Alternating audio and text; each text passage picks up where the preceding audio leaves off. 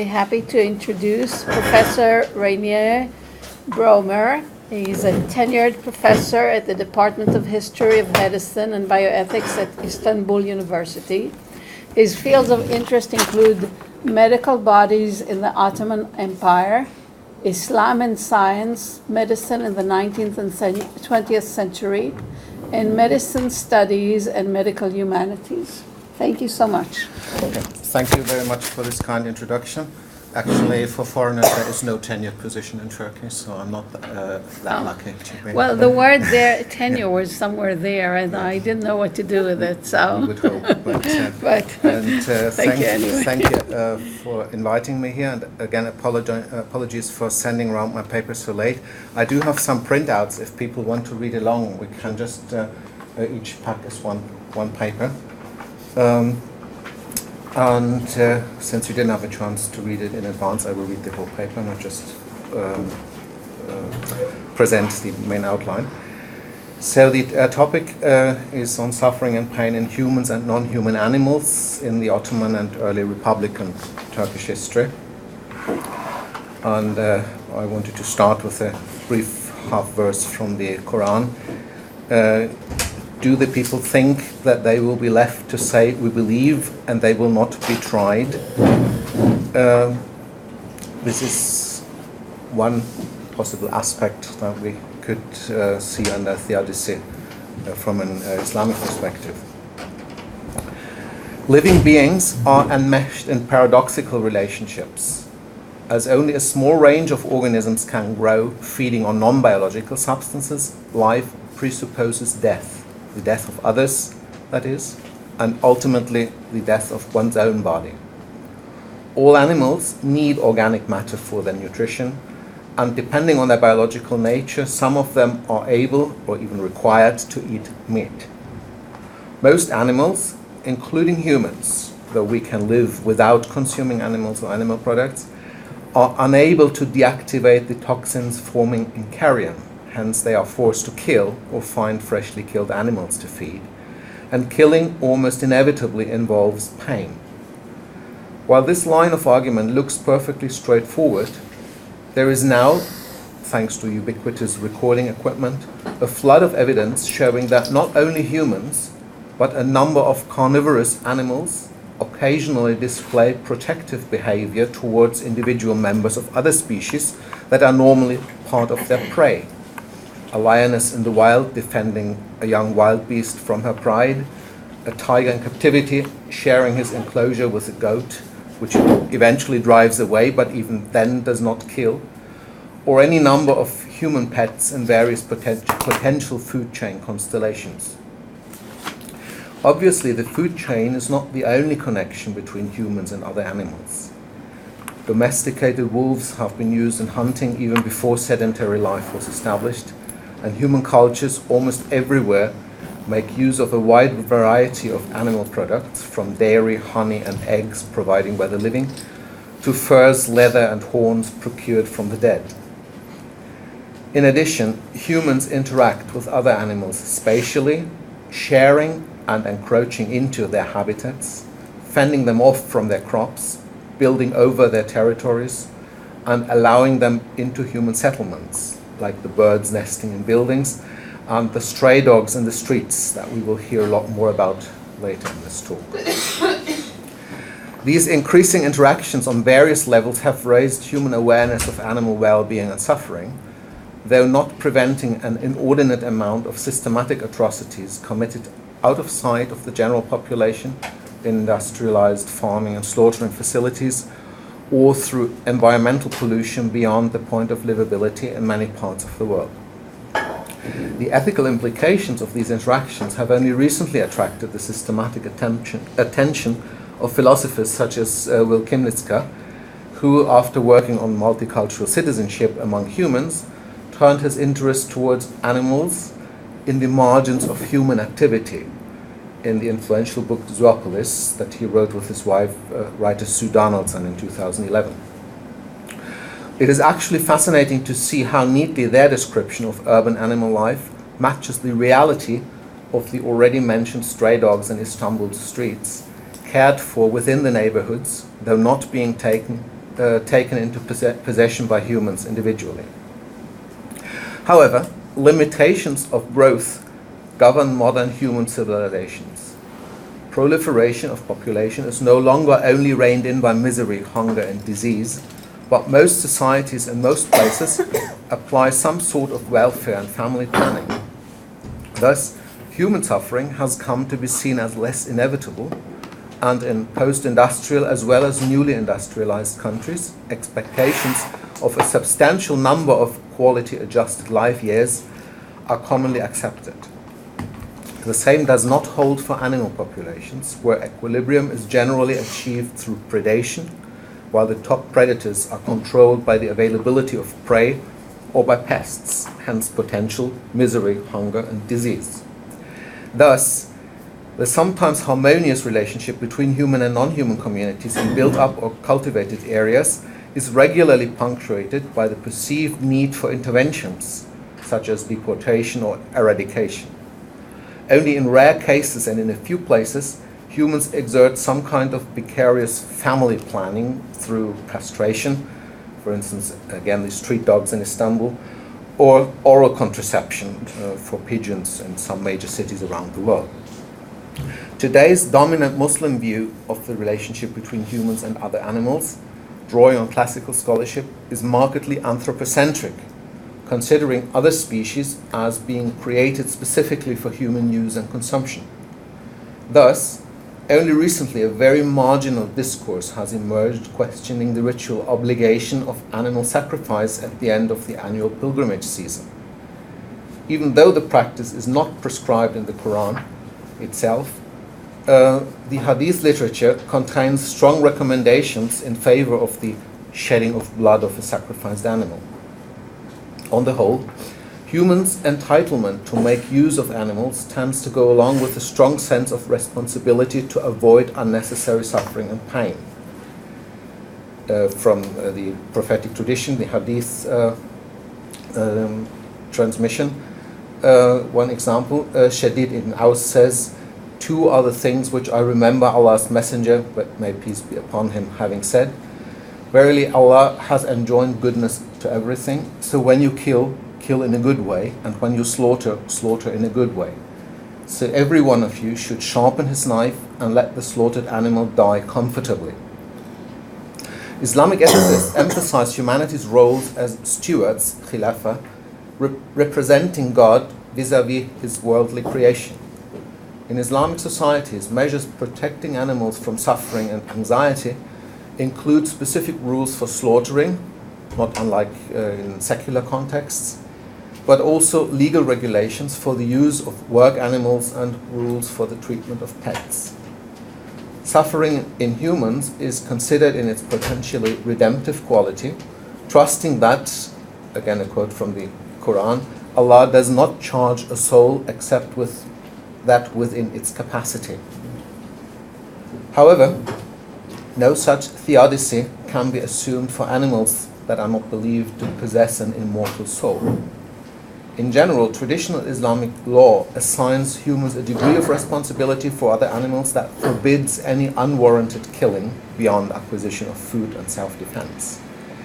The Hadith literature contains injunctions against hunting for entertainment or collecting trophies rather than for food, while certain animals considered to be harmful are mandated to be killed, including crows, mice, poisonous snakes, and scorpions.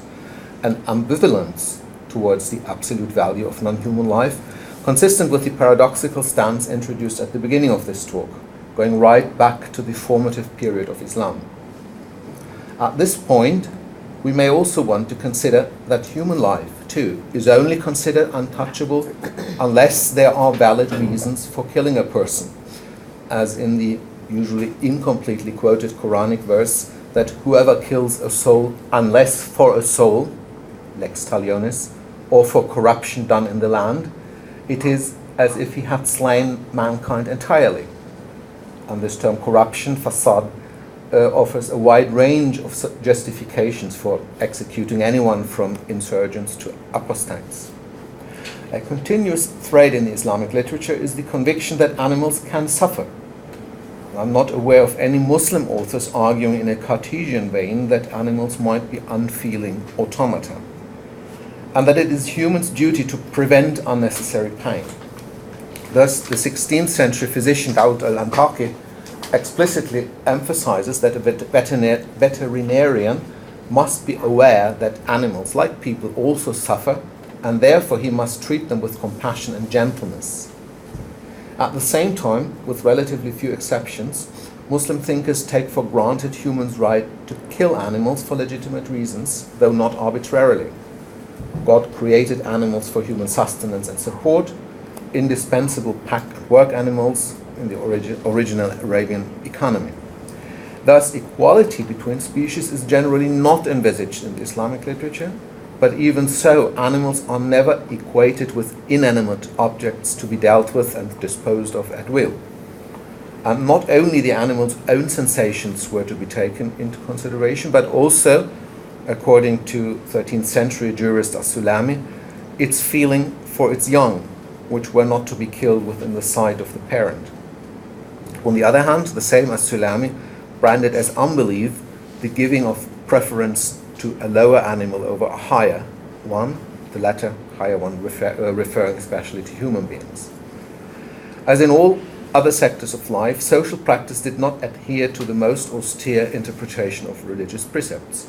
Thus, hunting with horses, hounds, and falcons was widely practiced throughout much of Islamic history, while on the other hand, the collection of specimens for scientific purposes, in analogy to European Renaissance chambers of miracles, Wunderkammern, and later museums, does not seem to have been known.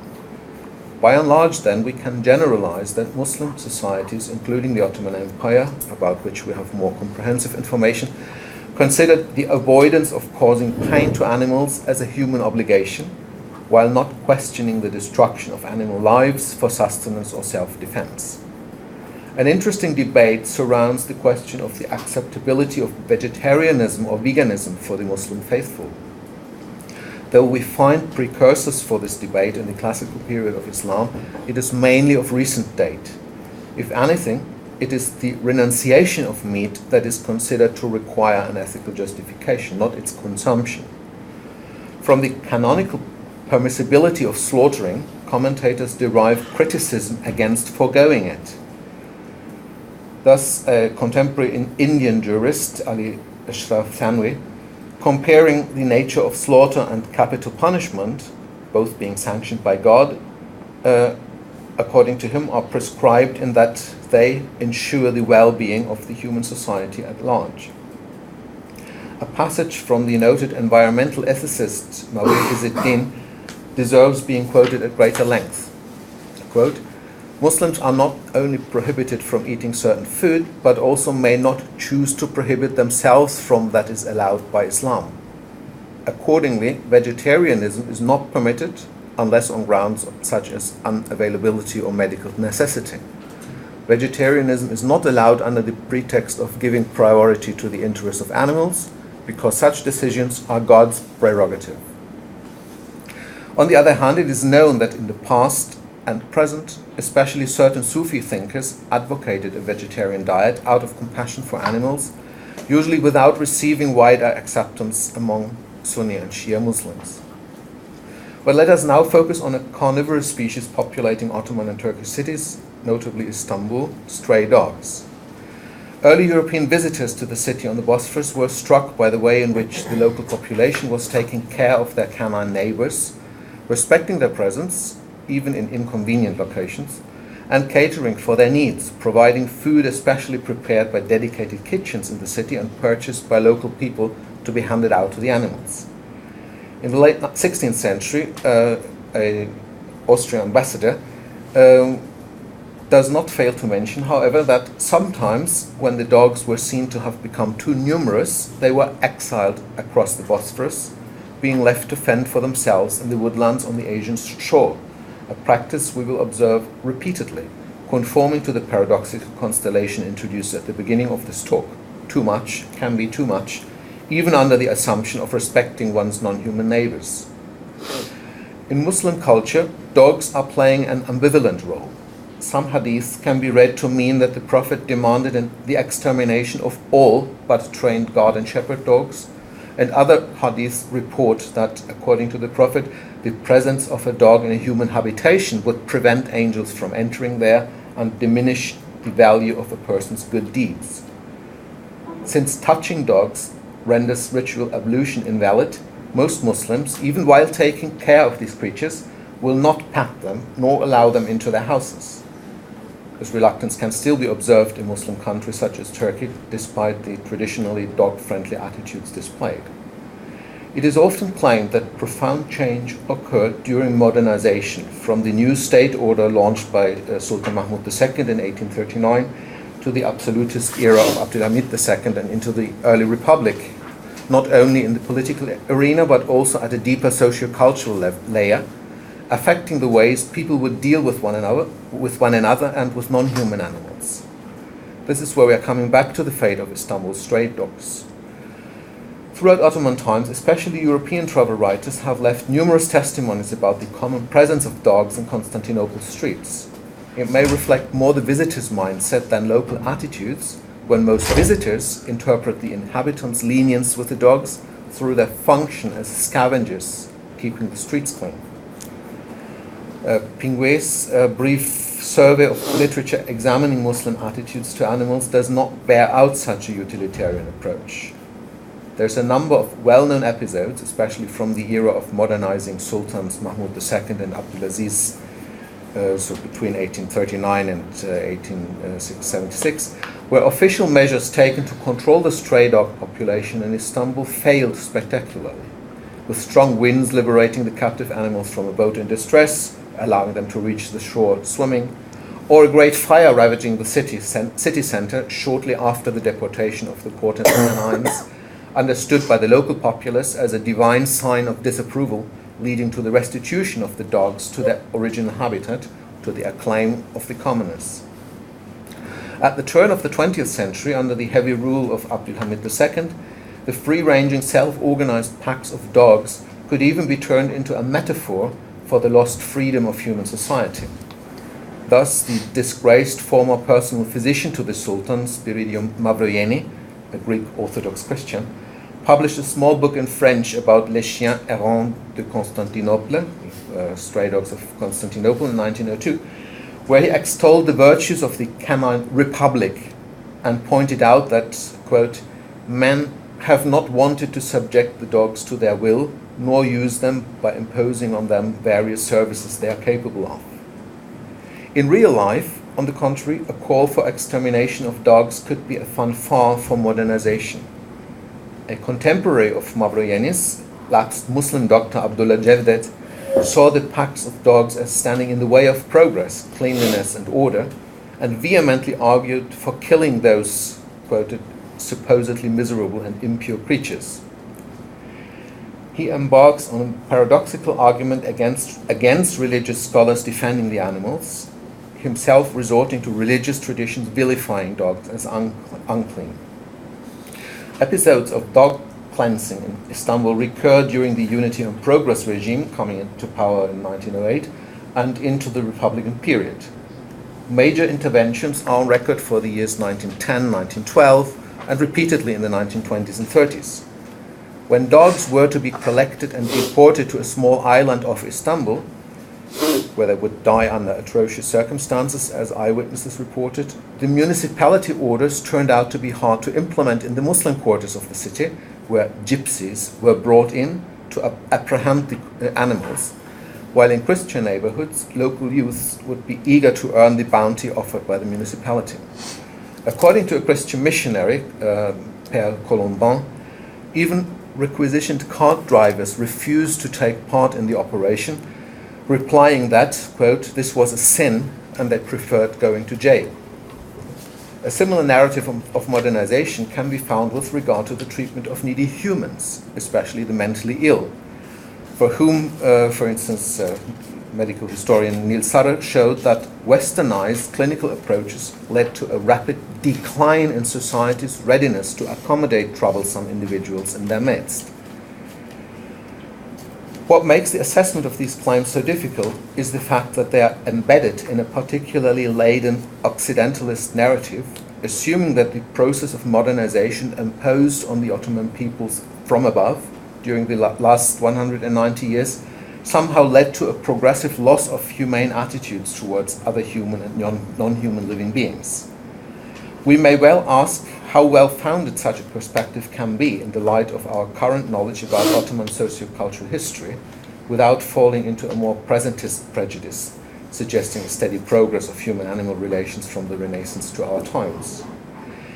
The main direction of further investigation envisaged with this paper, however, is the ambivalence stated at the very beginning. While it is easy to find isolated references to Muslims' concrete or metaphorical dealings with non-human pain and suffering, in the religious and legal literature, as well as in textual and pictorial sources from everyday life, it seems crucial to analyze the ineluctable conflict between emotional and ecological needs in the interaction between human and non-human actors in the civilized space. This conflict is, of course, far more fundamental than the specific religious stipulations, which, as we have seen, tend to be ambiguous at the best of times. An entirely abstract approach reflecting animals' capacity to suffer will not stand the test of practice in organized human community. As pointed out at the very beginning, life and death are inextricably linked, and death without pain and suffering is still the exception, even within the human realm. The bioethical literature that I'm aware of, and I will be very grateful for any indications to the contrary, does not usually engage in the debate of universal practicability. The more fundamentally philosophical literature, quite appropriately, focuses on the values at stake, the qualities required for ethical significance, and isolated suggestions for practical measures, such as veganism and substitution of animal experiments. Activists, like people for the ethical treatment of animals or the more radical Animal Liberation Front, focus on implementation, mostly without a sustained analysis of the values entailed.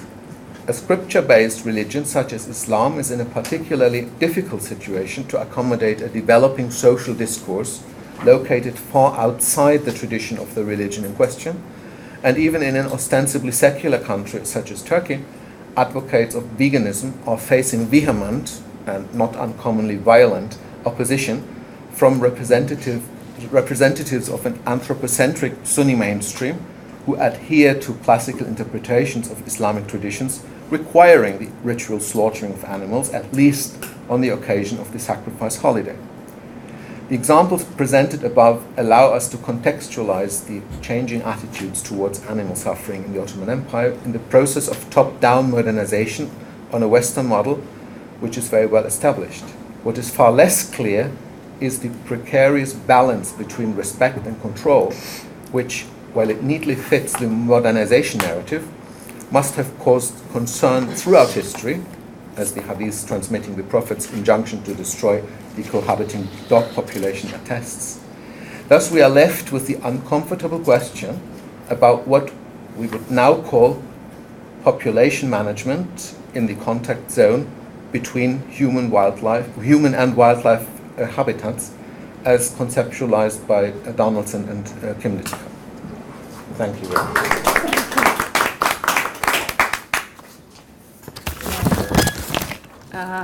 Let me just introduce you. But I can't stop myself. Are they still stray dogs in Istanbul?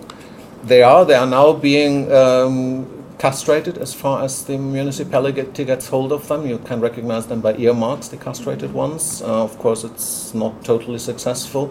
And this ambivalent situation of caring them, feeding them, sometimes poisoning them, still continues. So this situation is really an ongoing situation. In Jerusalem, we have stray cats. What about Tel Aviv? Cats? Dogs, and I'm going to talk about that. So don't worry. Okay, so Professor Lena Salaymeh is Associate Professor at Tel Aviv University Law School. She researches and teaches Islamic and Jewish jurisprudence in both historical and contemporary legal systems. She is Robbins Associate Research Fellow at University of California in Berkeley School of Law, where she was previously Robin's postdoctoral fellow. Professor Salaymeh earned her PhD in Legal and Middle Eastern History from University of California in Berkeley and her JD from Harvard Law School. She is a member of the California Bar. Thank you. I prefer not to be recorded. If you could turn that off, I would appreciate it. Thank you. So I'm sorry too that I wasn't here this morning. I'm still suffering really from the flu. So thank you, Rainier, for this interesting glimpse into an aspect of Ottoman history that is new to me. I don't research animals at all, and my background is in Islamic legal history prior to the Ottoman era, so I'm really not going to speak to the specific insights of the paper, but what I want to try to do is elaborate a little bit on the Islamic legal ideas you mentioned in your paper and think about some of the historical questions you present. So as you rightly point out, not causing unnecessary suffering is an Islamic legal principle applied to both humans and to animals. Torture is actually prohibited according to Islamic law. So you noted that the Orthodox Islamic perspective views the relationship between humans and animals in an anthropocentric way, that is, that animals are created. Literature, I have looked briefly at Abu Fadl's work, but it wasn't at the center here. I know the situation is complex, but still, there is, at least nowadays in countries that I know of, which is mainly Turkey and Egypt, there's still quite a clear position in the population about dogs as pets, about patting dogs, and about being polluted Ritually impure. Mm-hmm. By dogs.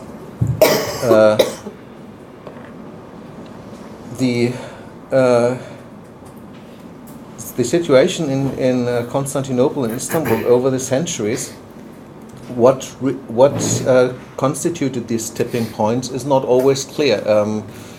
The populations, I mean, there's no census of the populations, we don't know actual numbers, but there are points when people complain to the Sultan, and I mean, it's an absolutist regime, a ferman, an order is coming out, it's not through legislation. And what did they complain about specifically? Some complained about noise. There are, this is actually more common, I think, the noise thing, but there are very rare actual incidents of biting, and especially foreigners, where the locals have a kind of attitude that they can get along with the dogs. Foreigners lack this.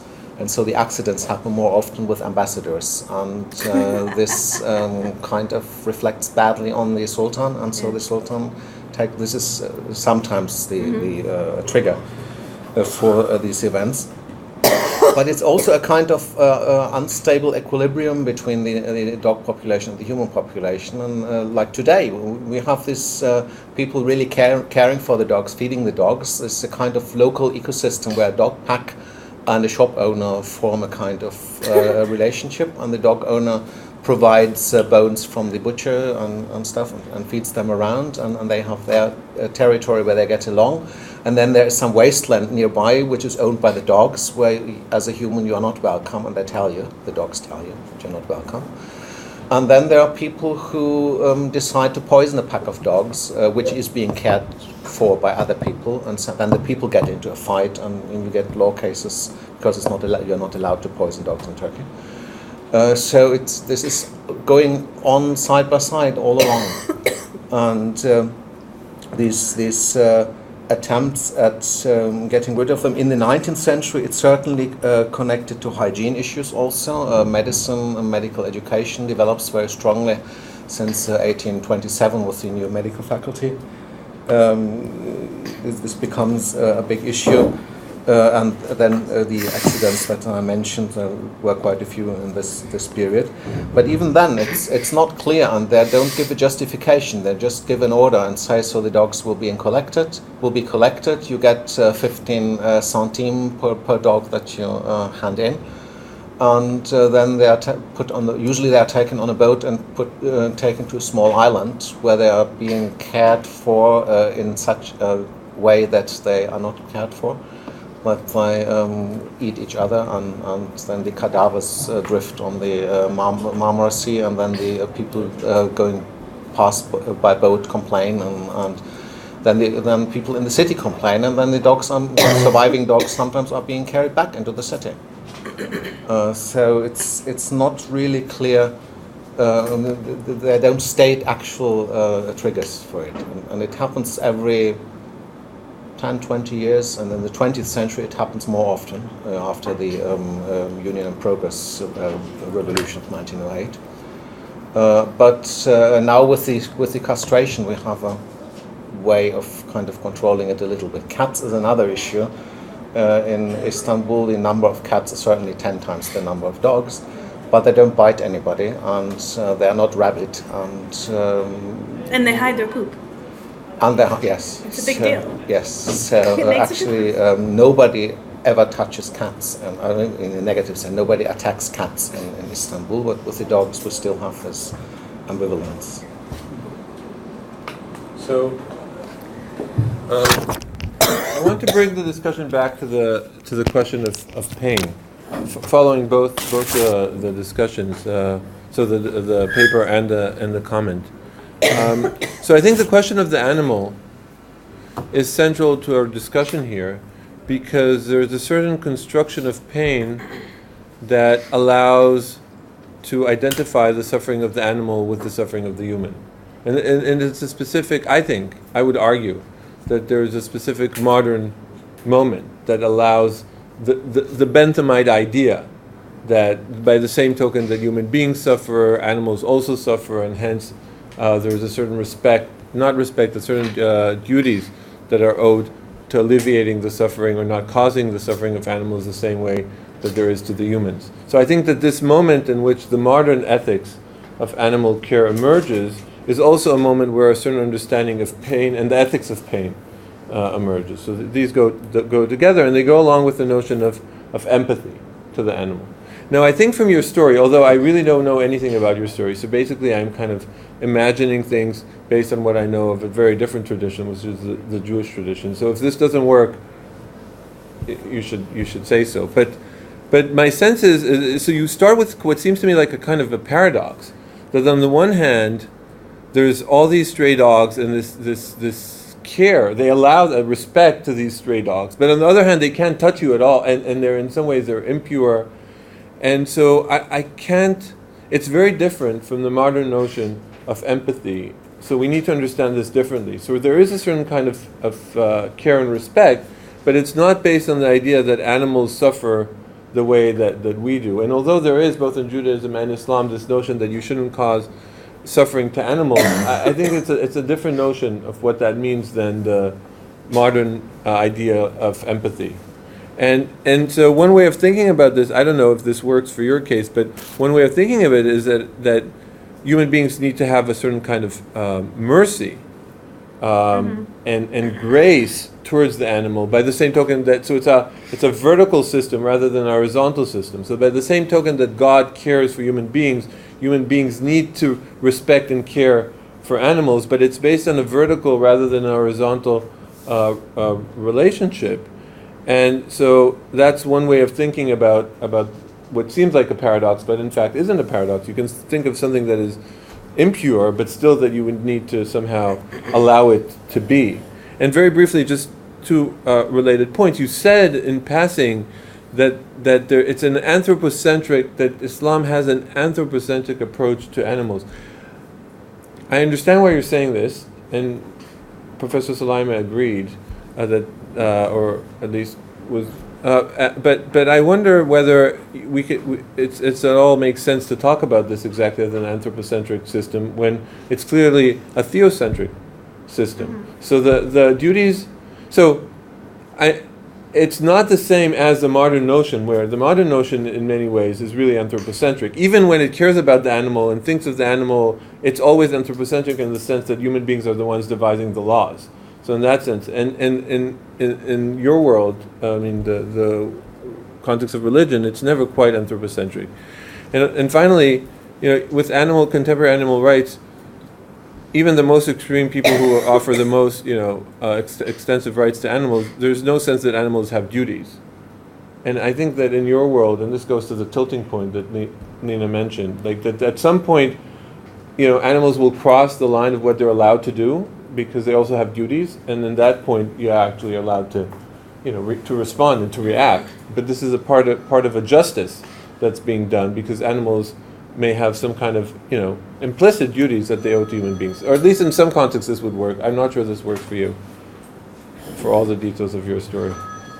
Well, the first point, I think the suffering is really, from the vocabulary that is being applied, is not seen as different from human suffering. It's just the importance of the animals is lower than that of humans, but it's still the same kind of suffering that you should not torture the animal the same way you should not torture a human being, because they will suffer the same way. So I think, but yes, it is explicitly a vertical system. It's the stewardship, the khilafat, that humans are being commissioned by God to take responsibility for His creation. So, in this world, it is anthropocentric. It is allowed. Of course, it comes from God as a deliberation from God to humans, and only to humans, that they can use all animals in a fair and just way. So, in that sense, I'm using the word anthropocentrism. Of course, the authorization is explicitly given by God. Implicit duties, I'm not sure if I would use this term, but there is more this sort of self-defense. So the two purposes that animals can be killed is for food and for self-defense. So there is a point when the street dogs are no longer neutral, but become a nuisance, and at that point you can step against. But this is implicit. It's not spelled out. I mean, Farmans don't say this, but this is the understanding, and we are still having this. When in my neighborhood, family was not really attacked by the dogs. They ran out and snapped up, but it was built up big in the newspapers, and it was in that wasteland that I mentioned that belongs to the dogs. It was in that territory. So there was a kind of small outcry, nothing happened, but those could trigger interventions. But I think it's important to. At first, I took the anthropocentric to mean more utilitarian. But I understand what you're saying, which makes sense.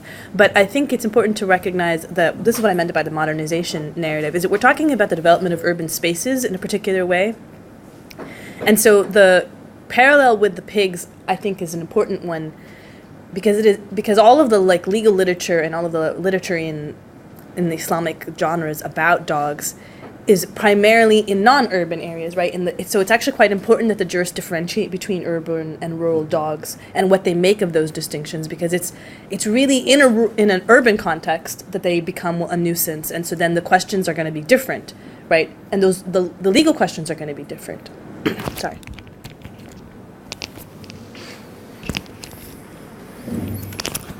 This might be jumping ahead, but I was wondering, reading Shai's paper that's going to come in a bit,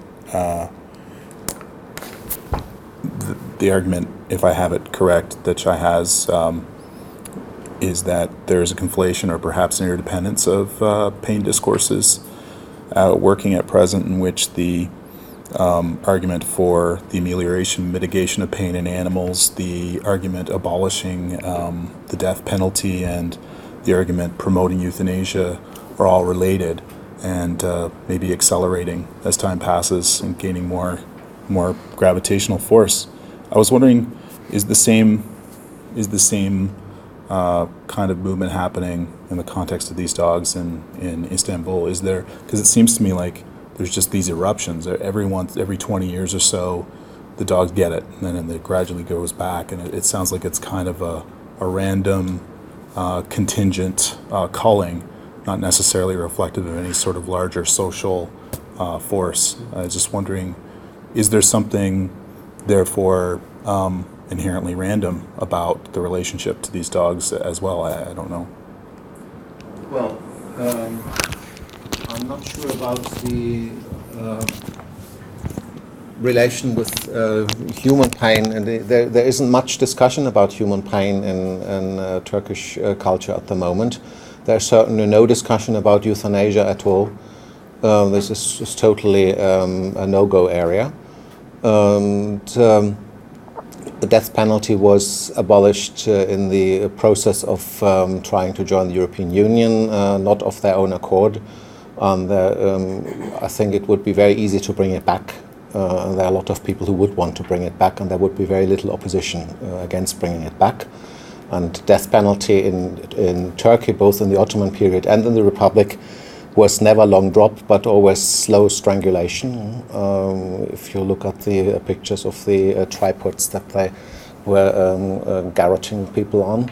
So the discussion in that sense in the modern period seems to be more charitable to the dogs than to humans in general. Also, if you look at working safety, the amount of deadly work accidents that happen, the trade unions are speaking of work murders deliberately.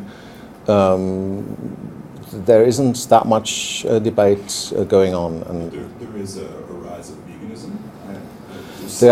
There is, but this is kind of seen, and this partly accounts for the hostility. This is part of the secular urban elite that are atheists and debauched and whatever. There's a lot of very negative connotations around this.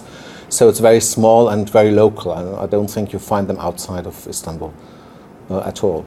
But the kind of charity to animals is a very widespread and very common, all kinds of animals, a widespread attitude across the country, not just in the old capital.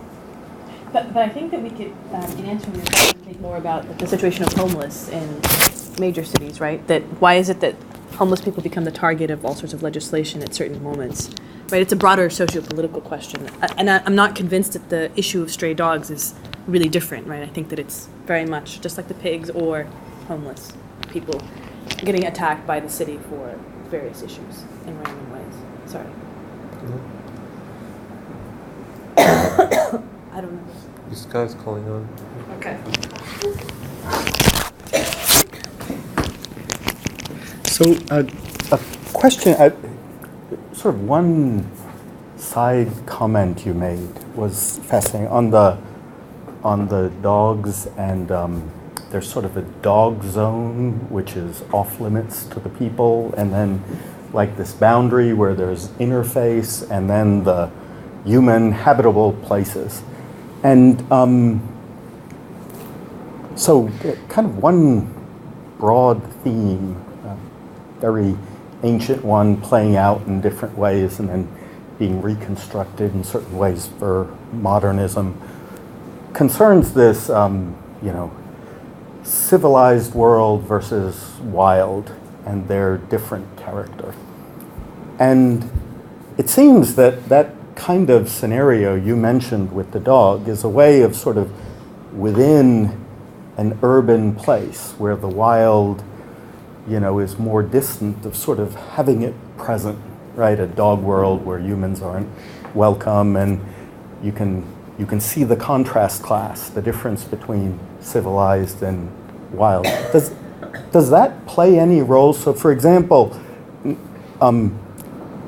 not in commentary on the dog problem, as it were, but in commentary on other areas, say the nature of what the wild is like. Is there use of dogs to illustrate this? Say the way within these wild places that are exhibited in the urban places, does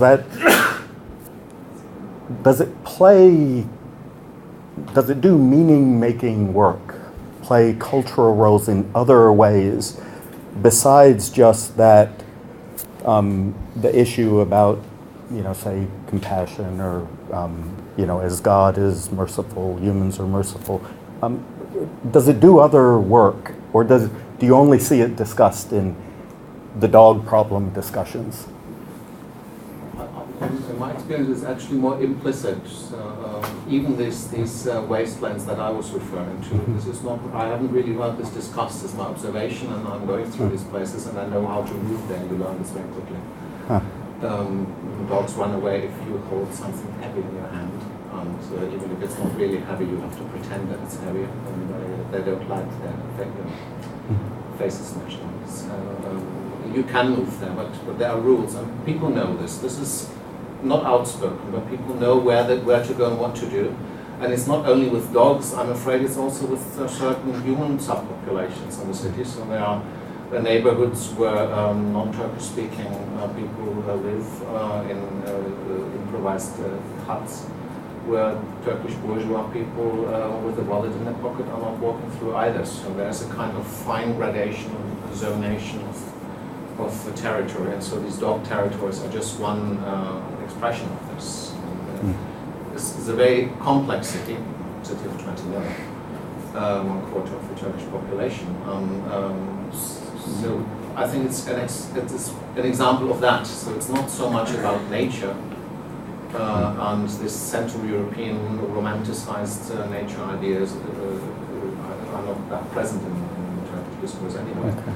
It's more this gradation of human habitation, human and other urban inhabitants. So the dogs are some sort of urban inhabitants, not totally right. So would there, I mean, going back in observations on wild dogs, is that the comparison you just made is interesting, say between human populations that are like that. Are the dogs used to illustrate?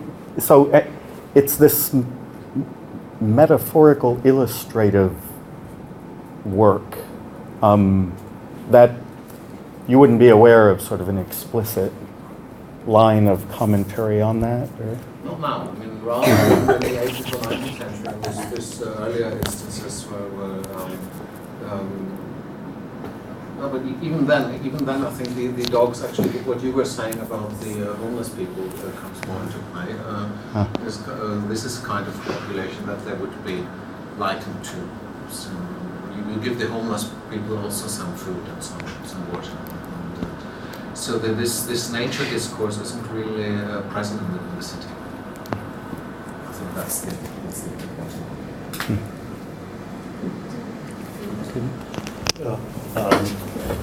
I think I was going to, I don't know if it's a question or a comment, I think it maybe follows up on George's comment. In the field of environmental philosophy, I'm interested in indigenous cultures, as well as contemporary, cultures in Indonesia, Tibet, etc., that are continuing those traditions, where there is a sense of a close proximity between the human and animal community. In terms of original mythology, the humans were animals, and the boundary between the two worlds are very permeable. And the sense of how do humans live as part of a more than human world in ways that involve some complex interactions and maybe mutual moral responsibilities and duties and modes of care, where in some way you interface with the more than human world in a way that protects and attends to their needs, but also in such a way that they don't overrun the human world. I won't go into specific examples, but not to contradict what you were saying, Lena, about the way Tel Aviv is overrun by dogs, and Jerusalem, and the animosity that I feel toward them. Yeah, no pun intended by the word animosity. I understand that. At the same time, just to give another example, I work with prisoners in a maximum security setting, and the maximum security prison is also a designated wildlife sanctuary for migrating geese, as well as a place where rodents and cats congregate. And some of the prisoners feel some real hostility toward these animals because they're always walking on goose poop. And obviously there's a danger of disease with rodents, etc. But some of the prisoners feel a great deal of affection for these animals. The animals help to humanize them and humanize the environment and allow for a kind of mutuality of care across species. And I personally am very kind of touched by any kind of cross-species contact and care in this extremely anthropocentric world we now live in, where we basically put our animals into zoos, or we exterminate them, or we destroy their habitat, or we simply possess them as pets. So in that sense, I kind of was touched by this complex relationship, that the citizens of Istanbul have worked out with the dogs of Istanbul. So that's more of a comment, although either one of you might want to respond. But, sorry, go ahead. Well, I'm just curious, is it the prisoners who are in solitary confinement who have, because psychological studies suggest that those are the prisoners who want touch the most, and so it would make sense that you could, it's almost like the animals would be kind of rehabilitative therapy in that context, right? I mean, that's a very different context I'm saying, is because the animal touch would actually be doing something specific that is really quite palliative in the context of prison. I can see that. We have a tremendous overuse of solitary confinement in the United States. Yes. However, I'm not sure if the actual prisons that are used for solitary confinement give any access whatsoever to prisoners, even to rodents. So we're talking about things that sometimes happen in the regular cells, a lot of times happen in the yard. But your point is a very good one. It would be maybe especially important to prisoners in solitary. I mean, even the ones who aren't in solitary, right, they find that the psychological effects of imprisonment are primarily this lack of human interaction, and the touching is such an important aspect. Yeah. Well, there's a lack of touch, including human touch, touch is dangerous and potentially intrusive or monitored by the guards. So yes, human-animal touch becomes a permitted way of contact. What I always find interesting about the relation with dogs is that in the West we have this affection. We touch them, we pet them, and then we feed them, and this is kind of, so we get gratification. But in Istanbul they don't pet them. It's a kind of distant relationship, but still they care for them. I've never seen even the people who are throwing the bones for them, or giving them other scraps, and putting in winter they're putting out cardboard boxes with blankets in them to sleep in, and they don't touch them. So it's not this kind of possessing, paternalistic, oh, it's my dog and I can do what I want, and then exchange is not at all the case.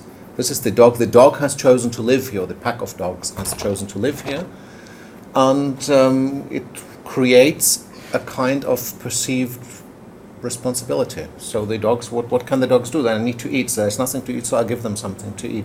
I'll give them food. I'll give them drink, shelter, everything, without this kind of, oh, it's my pet, and I can do something with it. I think that's a very interesting for us from the West, because then, in Germany people feed the animals that they pet. But here they feed the animals without petting them. The dogs are very well trained in Germany. They never come anywhere near you. Yeah, but then this is another thing. I was talking about this hidden things that are going on. Why are there no stray dogs in Germany? Because they will be shot. But the people don't know that. There are no stray dogs in Germany at all. As soon as the dogs are out of control and are outside the inhabited cities, a hunter will shoot them. Cats also. There are no strays in Germany. But there's a reason why there are no strays. And you don't see it. And in Istanbul, when they want to get rid of the dogs, they can't do it without people seeing, at least not all of them. So then you get these outcries, and you get people resisting it.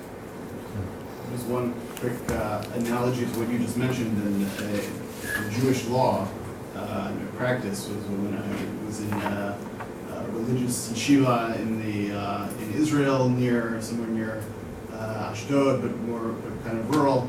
There was obviously a large family of cats that lived off of the scraps from the yeshiva, which was about 200 to 250 students. So plenty of food being generated on a daily basis. The rabbi who was in charge of religious rulings for the yeshiva, not the person who was in charge of the yeshiva, or someone else, he decided that since the cats were dependent on our scraps for their sustenance, that when we went on break and they would have nothing to eat, we had to provide for them. So the solution he came up with was to get them herded into a van and driven to the closest city and let out there. By the time the Passover break was over, they had actually made their way back. Wow.